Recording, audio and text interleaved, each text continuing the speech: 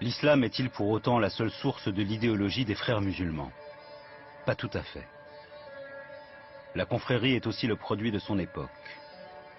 Le fascisme, et particulièrement le nazisme, ont marqué de leur influence la première génération des frères musulmans, comme l'explique l'historienne Ladane Bourouman.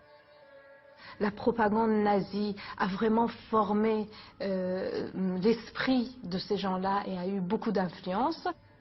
Dans les pays musulmans, le juif n'était jamais quelqu'un de puissant et sournois qui complote.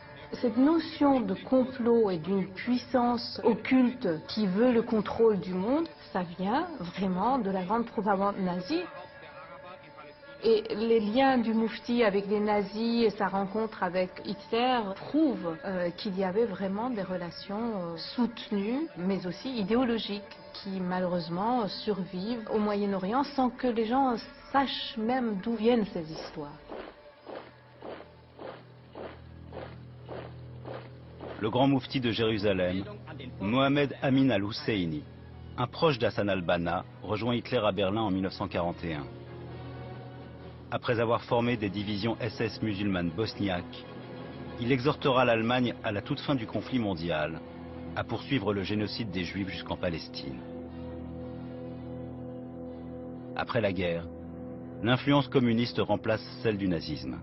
Dans les années 30, les frères musulmans sont même dans la structure, dans l'obéissance aveugle aux leaders, etc. C'est des fascistes. C'est vraiment des systèmes et des structures fascistes.